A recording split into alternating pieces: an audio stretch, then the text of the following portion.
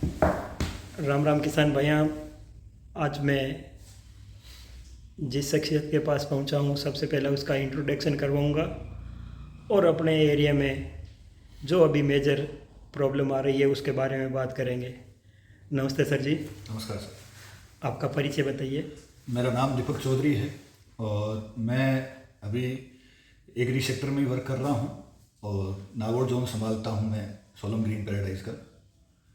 हाँ जी sir, qualification क्या रहेगी आपकी? मैं एमएससी हूँ एग्रोनॉमी से, मेरा एग्रोनॉमी से है।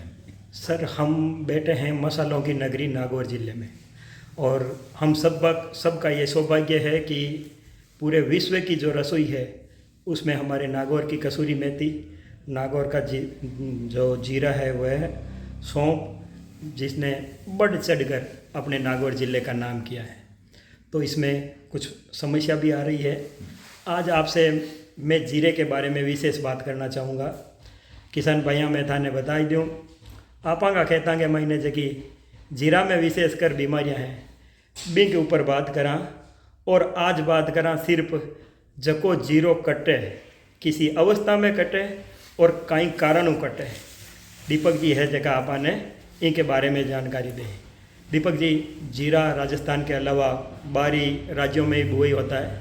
राजस्थान की एक अलग क्वालिटी है और अपने नागौर की सबसे बेस्ट क्वालिटी मानी जाती है। तो आप इस पे फोकस करें और किसानों को बताइए जीरे में जो कटने वाली प्रॉब्लम है वो क्या बीमारी है और उसके क्या कारण हैं। सर, जो जीरा हो रहा है क्यूमिन अपने राजस्थान में बहुतायत मात्रा में अपने जोधपुर हो गया, सांचौर हो गया और बाड़मेर जैसलमेर के अलावा नागौर में भी बहुत मात्रा में ये उपजाया इसकी खेती की जाती है। और मेनली अभी जो प्रॉब्लम आ रहा है छोटी अवस्था में वो विल्टिंग की प्रॉब्लम आ रही है, विल्ट की। और जो विल्ट होती है नॉट ओनली क्यूमिन, बहुत सारी फसलों में होती है, जैसे मेनली अपने बैंगन हो गया या फिर टमाटर हो गया, मिर्ची हो गया।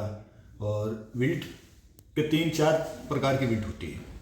पहला विल्ट होता है जो अपने फंगल के कारण होता है, यानी कि फंगस के कारण। दूसरा होता है बैक्टीरियल विल्ट। तीसरा होता है निमेटोड भी होता है, तो उसमें भी विल्ट होता है, निमेटोड द्वारा जनित। तो इनमें क्या होता है कि पौधा एकदम से हरी अवस्था में होते होते एकदम से सिकुड़ जाता है। जैसे कि माना कि आज हमने पौधे को उखाड़ा है तो कल की स्थिति में बाहर जो हरा पौधा है उसकी क्या अवस्था रहेगी, वैसा ही जमीन में लगे हुए की अवस्था हो जाती है। और जो क्यूमिन में हो रहा है वो विल्टिंग प्रॉब्लम फ्यूजेरियम स्पीशीज के कारण हो रहा है, फ्यूजेरियम ऑक्सीस्पोरम के कारण। और ये फंगल डिजीज है एक। और इसका ऐसा है कि सर जो मेनली अभी छोटी अवस्था में हो रहा है।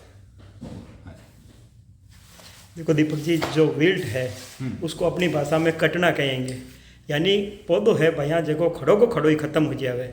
यानी छोटी अवस्था में फूल आयु पहली और बड़ी अवस्था फूल आने के और जीरा बनने के बाद, दोनों अवस्था में। तो आप बताओ सबसे पहले इसमें क्या करना चाहिए? सर, इसके देखो आने के बाद में क्या होता है कि विल्ट एक ऐसी चीज़ है, बहुत भयंकर बीमारी है और ये बहुत मुश्किल से ये कंट्रोल होता है। लेकिन फार्मर किसान साथियों अपन क्या करते हैं कि उसको रोकने के लिए कुछ एफर्ट नहीं लगाते। होने के बाद में चाहे अपन को बोल देते हैं ना कि भाई इतना खर्चा कर लो, उतना अपन कर देंगे। लेकिन क्या हो, ये ऐसा भी तो हो सकता है कि भाई अपन ये होने ही ना दें। तो वैसे प्रयास करें ताकि ये चीज़ें आए नहीं, और आने के बाद में जिस अवस्था में जिस चीज़ की ज़रूरत है वही चीज़ डालें। जैसे कि अपन इस चीज़ के लिए ये आए नहीं तो उसके लिए क्या होता है कि बायो प्रोडक्ट बहुत अच्छे काम करते हैं, जिसमें अपने ट्राइकोडर्मा विरिडी हो गया, इसको अपन 2-3 फॉर्म में दे सकते हैं। जो FYM यानी गोबर की खाद होती है उसके साथ में 2.5 से 3 किलो उसका एक ट्रॉली के साथ में कल्चर बनाकर वैसा काम कर सकते हैं। दूसरी चीज़ है कि भाई अपन बुआई में जैसे जब SSP डालते हैं या कुछ एक फार्मर DAP डालते हैं, यूरिया डालते हैं, यानी कि बुआई से पूर्व जो डाल रहे हैं उसमें 2.5 किलो ट्राइकोडर्मा विरिडी, जो अलग अलग कंपनियों के मतलब अलग अलग ब्रांड के नाम से आ रहा है, उसको डालने पर ये है बहुत ही मतलब काफ़ी हद तक ये चीज़ें कंट्रोल हो जाती है। लेकिन वो चीज़ें अपन जानकारी के अभाव में मानो या फिर अपनी खुद की लापरवाही मानो कि वो चीज़ें अपन उसमें अप्लाई करते ही नहीं है। देखो किसान भाइयों, बहुत बढ़िया जानकारी दी है। इस बीमारी को रोकने के लिए सबसे पहले आप जब बुआई करते हो उस समय ट्राइकोडर्मा डालना है, और उसको किस प्रकार डालना है वो दीपक जी ने बताया है। खूब कंपनियों का आता है, आपके पास जो अवेलेबल होता है वो ले सकते हैं। इसके साथ आगे क्या करना चाहिए दीपक? सर इसका ऐसा है, पहली चीज़ तो हो गई कि भाई बुआई से पूर्व ये चीज़ हो गया। दूसरी चीज़ है, जब अपन बीजोपचार करते हैं तो फार्मर किसान साथी क्या करते हैं कि भाई फलाना कंपनी का फलाना प्रोडक्ट डाल दो, लेकिन उस प्रोडक्ट में क्या क्या वो चीज़ें उसके आगे के लिए है, वो चीज़ उसमें क्या इंग्रेडिएंट है वो नहीं पता होती।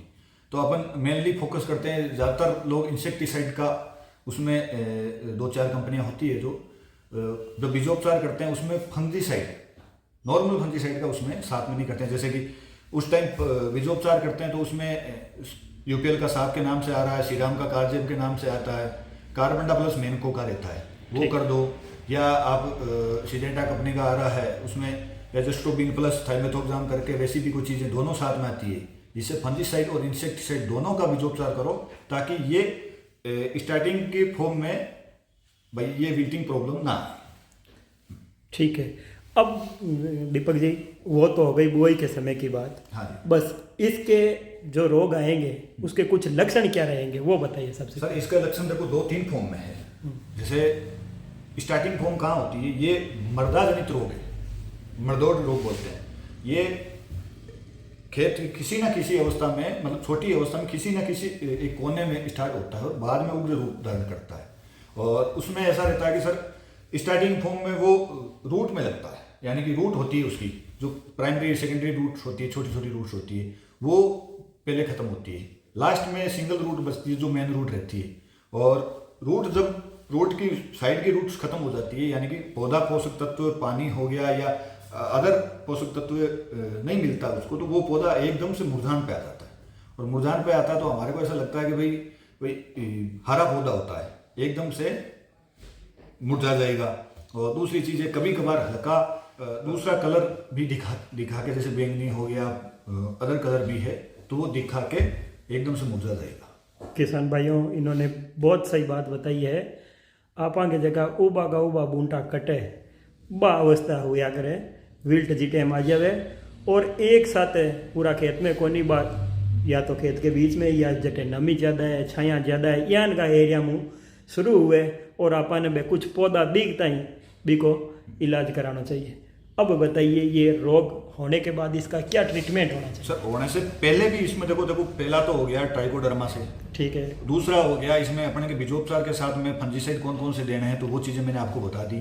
तीसरा ये है कि जब तीसरा पानी देते हैं, कभी बार जब दोनों चीजें हम भूल गए हैं, रोग की स्थिति नहीं है, और तीसरा पानी देते हैं या दूसरा पानी दे रहे हैं, उस दूसरे पानी के साथ में अपन कार्बेंडा मेनको का अपन उसके साथ में सेंचुरी के साथ में आप उसको अप्लाई करो। और तीसरी चीज है कि भाई अब ये रोग तो हो गया, होने के बाद में अगर पानी पिलाने की स्टेज है तो आप उसमें थाइपोनेट मिथाइल वो डलवाइए। ठीक है। 70% WD फॉर्म में आएगा। और वो भी थाइपोनेट मिथाइल सर अगर हल्की स्टेज पे है, ठीक है, हल्की से मीडियम स्टेज पे थाइपोनेट से कंट्रोल हो सकता है।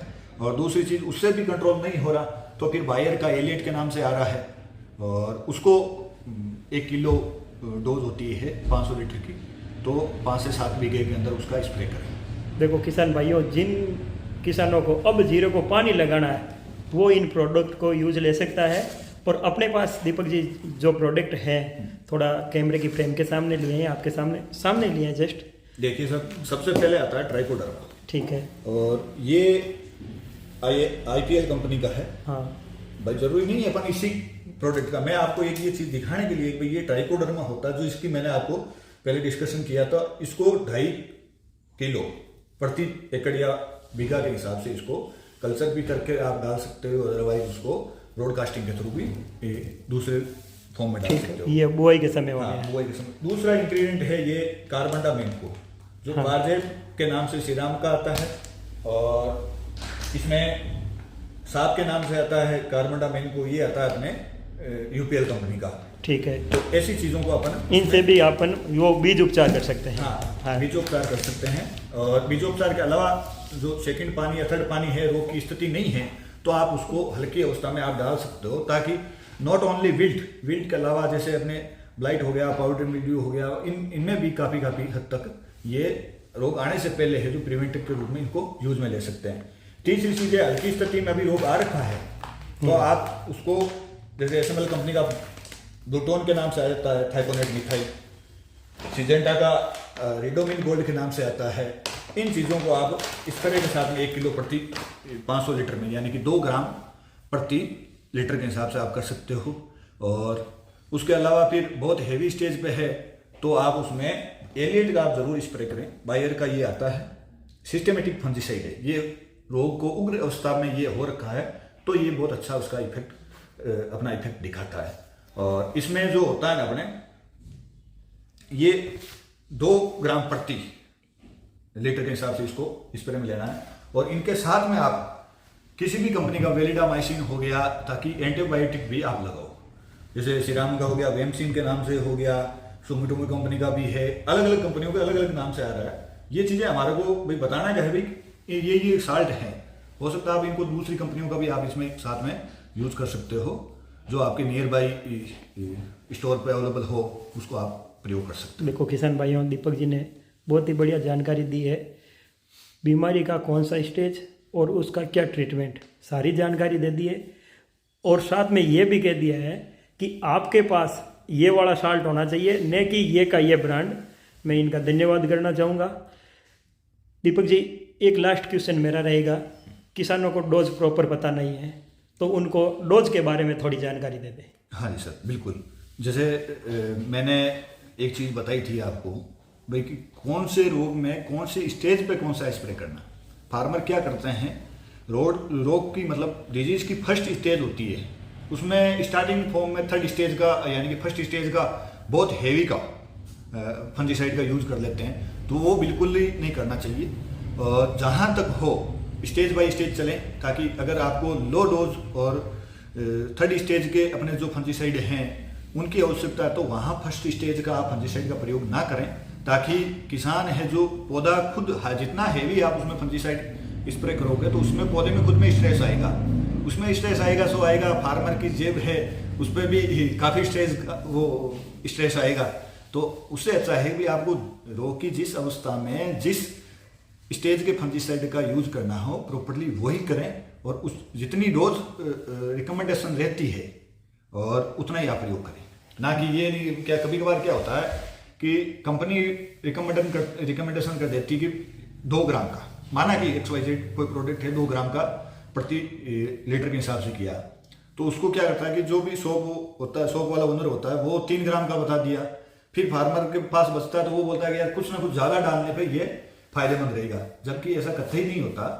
अगर आप किसी डोज रिकमेंडेशन डोज है उससे ज़्यादा का आप उसमें प्रयोग करोगे तो वो हमेशा पौधे को स्ट्रेस देगी, तो जितनी आवश्यकता हो उतना ही आप डोज उसमें डालें। धन्यवाद दीपक जी। किसानों, 2 शब्द में मारवाड़ी में आपको बता दूं कि डोज है चकी जियान खुराक है। आज किसी आदमी को 1 रोटी की भूख लगी है और उसको 2 दे देंगे तो वो एक्स्ट्रा 1 व्यर्थ जाएगी।